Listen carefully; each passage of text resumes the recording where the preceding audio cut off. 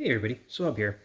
So something a little bit different. Normally been playing a lot of board games, but right now, what I want to talk about is Rampart modular terrain.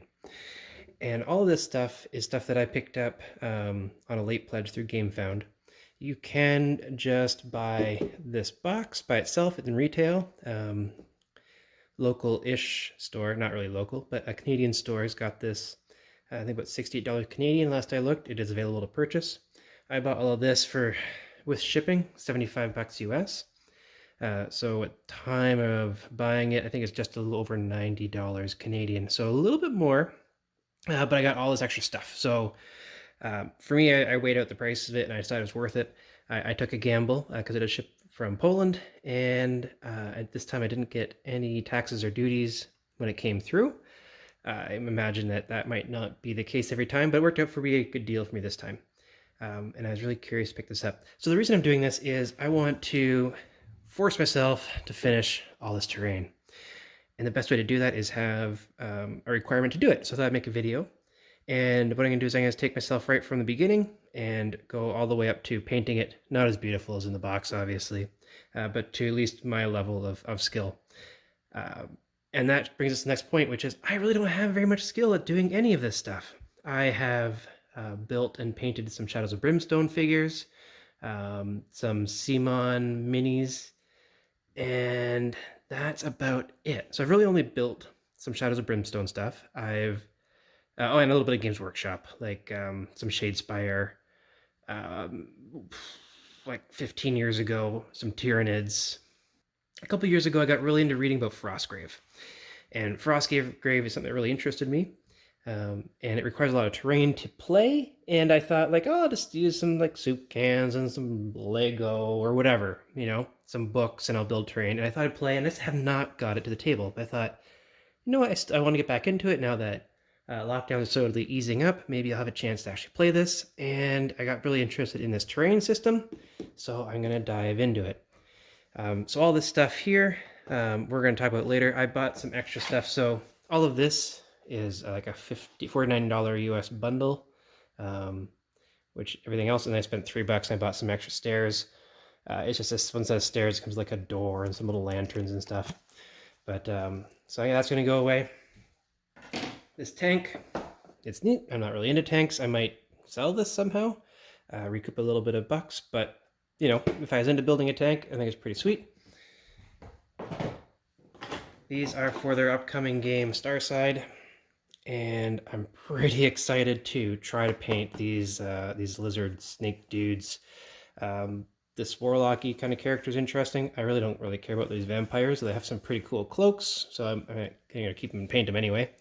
And this commissar or officer, I could see why people are excited about it, and they're cool models, but really, I just really love these three lizardy snake creature things. So I'm pretty excited about this. I'm definitely going to be painting up these and building these someday, but there's a lot of someday projects in my life. And even the stretch goal box. Stretch goal box, this is for their second round of building. So they did their second round of funding for these things. So this is their first set. Their first stretch goal box had lots of things that related to Eternal Cathedral. This one has a lot more stuff related to the Cobalt Foundry, which is like very Warhammer 40k-esque or grimdark sci-fi kind of setting, and their Kazumi setting, which is kind of like Aztec Mayan kind of relief stuff. But there's still some pieces in here that I think are interesting. There's some stairs. There's some like stone sculptures. So kind of interesting little scatter terrain, for example. But for this video, I'm not going to worry about any of these extra boxes. Maybe we'll do them. Maybe I'll do some of the terrain out of the stretch goal box or some of the scatter. We'll see. But the big focus is going to be on this guy. And again, this is from me having zero skill. So if you do a lot of this kind of stuff, you're probably not going to be interested in these videos. But if you've never done this, maybe you want to watch along. And I'm going to have fun doing it. What's neat about this is it's modular terrain. So it's plastic terrain, and you can put magnets in it so it'll click together, and you can kind of build all different kind of designs. It also comes with pegs if you don't want to do magnets. I've bought a couple hundred magnets off Amazon. I got a pack of 100. It cost me like $12. Then I saw another pack of 300 for like 15. Those ones haven't come yet, but I got the 100. And I'm going to try to magnetize it. There's some stuff I'll talk about when we get into the magnetizing part of the video, which will probably be a whole different video on itself about magnets, but just know that it's possible. It's not perfect, but it's pretty neat. So this is the box. This is what you get for your 68 bucks Canadian if you buy it from retailer or whatever they charge. Or if you buy it through their game found, they still have the late pledges available. But let's take a look just at this box. All right, full disclosure, I've already started opening up this box. So we're gonna see inside this box that I've already started playing with sprues. So I've already clipped a bunch of sprues out. We were playing D&D one night, and I just sat there clipping and filing. So I've opened up a couple sprues worth. There's still stuff on these sprues. So these little things here, if the pin system, so instead of using magnets, you can just use pins to hold together. Oh, that's not coming into focus. There you go. You got to cut these guys out. These are to go on the other side of some of the wall pieces to kind of hold the magnet in. And this one's even got a couple gargoyles here. So we'll get rid of all these extra sprue bits. I'm going to keep them for some testing, some stuff. And I've actually already cut out a whole pile of wall bits, some broken wall bits, and here you can see those magnet holes or pin holes. And it's nice hefty stuff, like it feels good. Here's another piece of broken wall bit, and this one you need a clip or pin. There'd be the spot for the magnet, and those little pieces I showed you earlier right here would glue into that space, holding the magnet in there or sliding the pin in or out. And this piece would just kind of pin.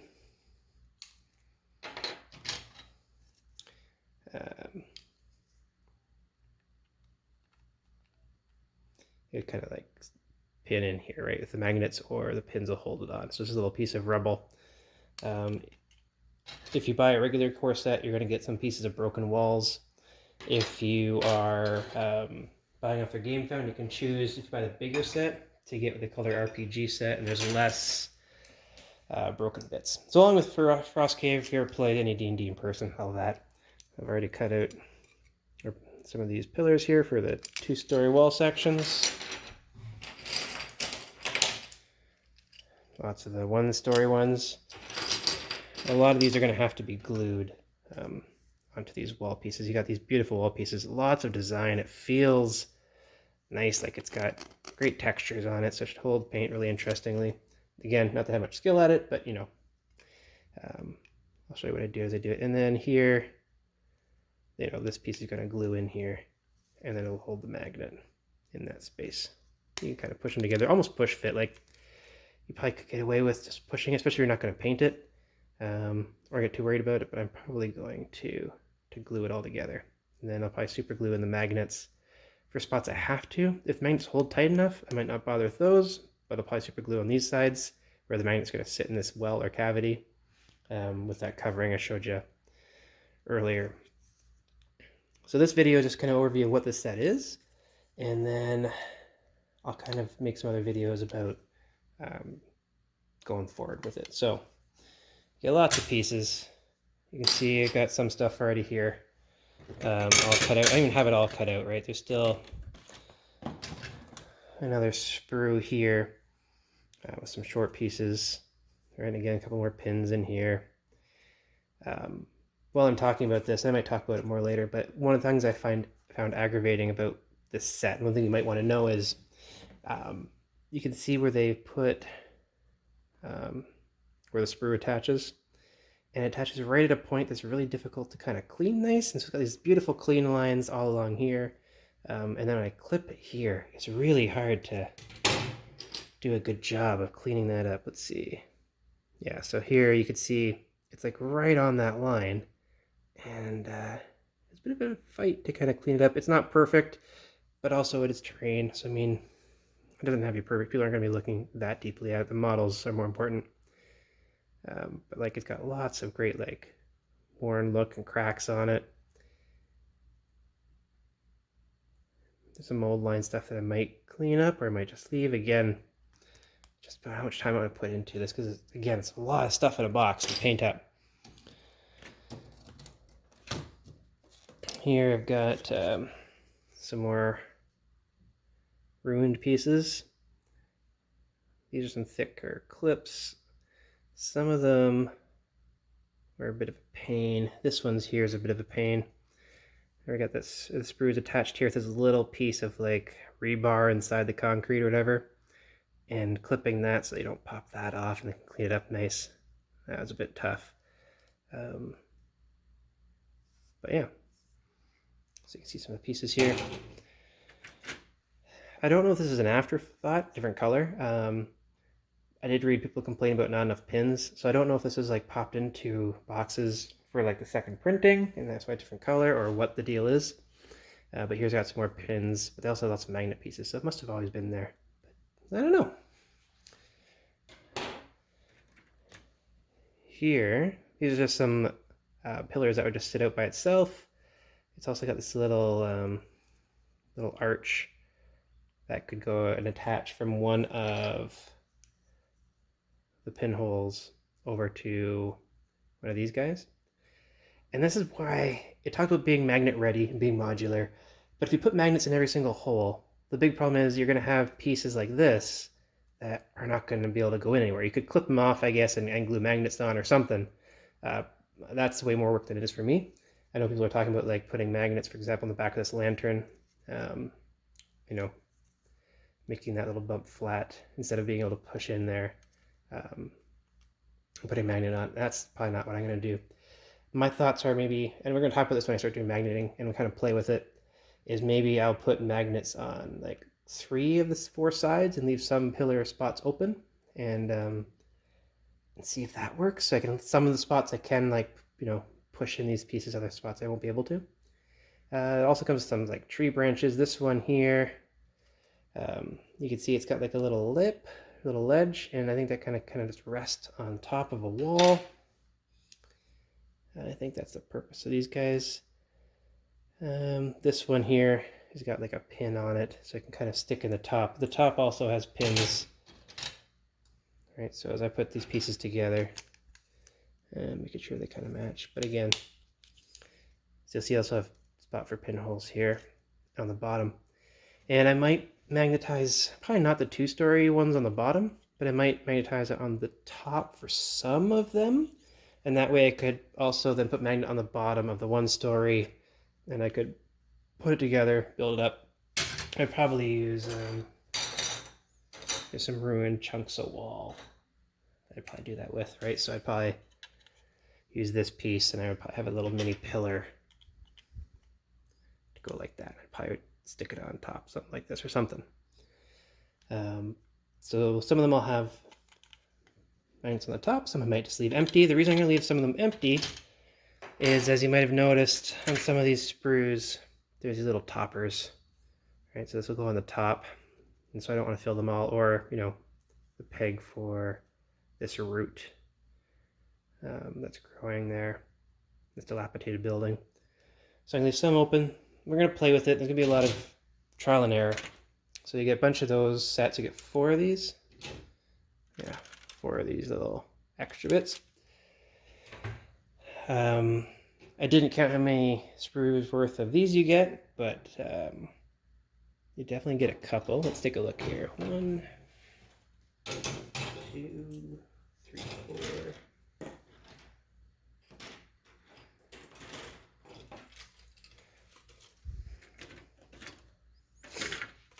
Yeah, so for these, I think for these you get, I think, 4 as well. Most of them are already cut out, just got this one left. For this ruined wall section, you get 2. I cut out 1 of them already. And I've already cut out all the tall wall sections here. And you get 1, 2 of those, so they're all cut out. And then 1 that has the unique pieces that are the damaged pieces. And there's this guy here that's got the door. That piece came there. So the tall ones, again, I got this one with a door, going with a closed door, another one with a closed door, and then these two sections here. So that might be fun to kind of build a, put a building, a little square building in the top or something. So I think this game will work pretty well with Frostgrave. I think if you are someone who is looking for something with a lot of height in your mini games, like if you're doing something like, well, definitely Infinity would be tough.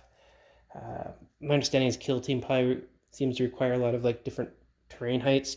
This might not be the set for you, simply because you only get this one sprue of platforms. So I've taken one of them out. This, by the way, another one of those tricky things. Like, I appreciate that they did not waste any space. They crammed as much as they could on a sprue, but getting in there is near impossible. Like, clippers are not gonna get in there very well. I think I used a little bit of a mix of like clipper and I used a utility knife or an X-Acto knife. I've actually bought a little hobby saw now to kind of get into some of these really tight spaces to get in there. Also, I should mention that these things are weighty, especially these platforms. So I've only got the 6. I'm thinking I might do another order, and I'm really interested in some of the other sets. The Kazumi set's pretty cool. Another chunk of this might be neat. I don't know. We'll see. If I play with this enough and enjoy it enough the next couple of weeks, I might order another box worth. I just ordered the smallest set I could to see if I liked it. In the stretch goal pack, they do give you more platforms, but they're designed for the Cobalt, kind of more industrial looking one. I'll pull those out. Yeah, so in the stretch goals pack, I got like another chunk, so it's got a double, and then these 4 singles, just like in the core box, you get that double and the 4 singles. These are definitely thinner and lighter. It's almost like they realized that the original set were too thick. I'm not going to be, I can mix and match because whatever, I'm not too worried about it, but I probably won't use these. If I end up getting a Cobalt set, then I might though. Like, it's pretty cool. A lot of detail. So if you want to go detail crazy, you've got lots there to go with. Anyway, so these platforms, what they work like is they have these little stands, and you kind of slide in your piece here, and then it sticks again into one of the peg holes in the wall.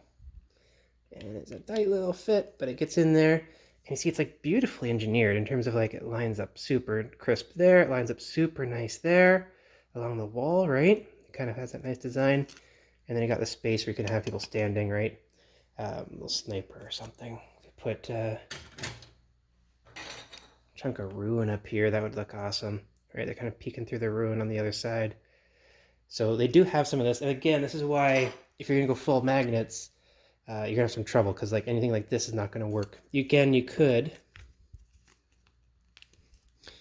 cut this peg off and then put a magnet on here.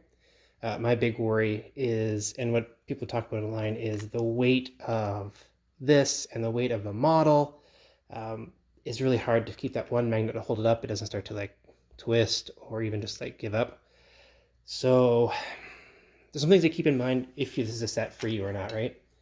For me, these small things that potentially could be negatives, they don't bother me. I'm pretty happy with it.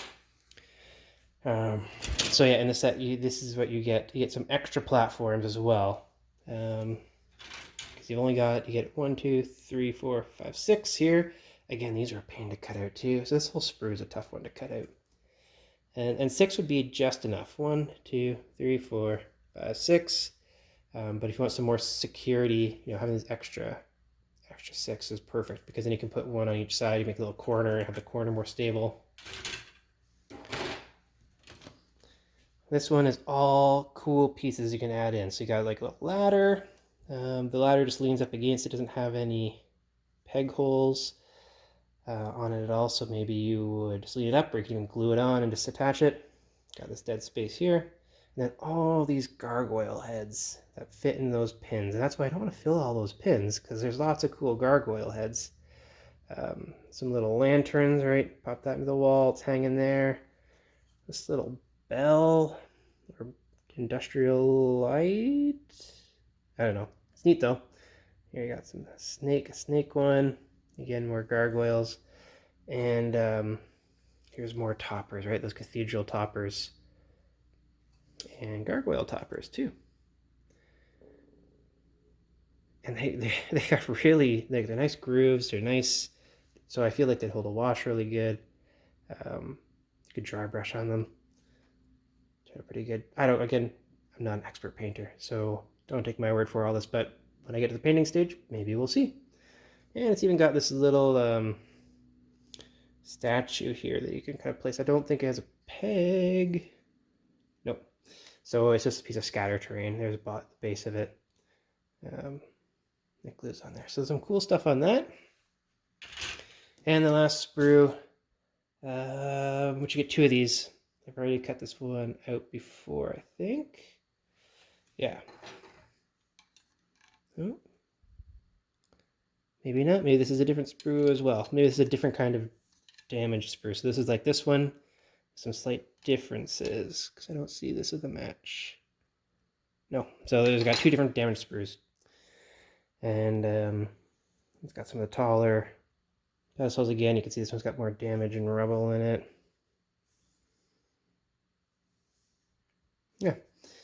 So that's all what this is. This is my plan, is to build it and film myself doing all the steps.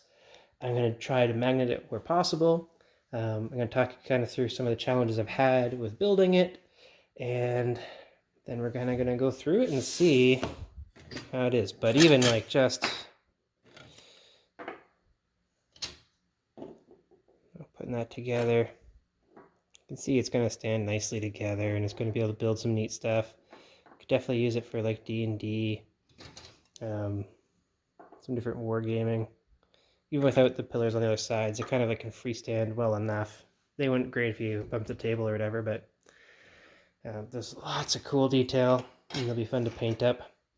And I'm going to walk you through all the steps that I try, and we're going to talk about them. The next video is probably just going to be like clipping and filing, and that'll be a short one. Then hopefully I'll do one on, I'm going to spray paint it. I don't have an airbrush, so I'm going to use spray cans. I'm going to try Zenithal Highlight. It's not something I've done before. I'm trying, instead of going with like a black, I'm going to go with a darker gray and a really nice light kind of antique kind of yellow. And anyway, there you go. This is kind of the overview of what you get. And eventually, once we get to the stage where we're gluing and magneting, we'll kind of put it all together and see like how much of a table this thing fills and how much terrain you get and if people are happy with it. All right, I'll talk to you again soon.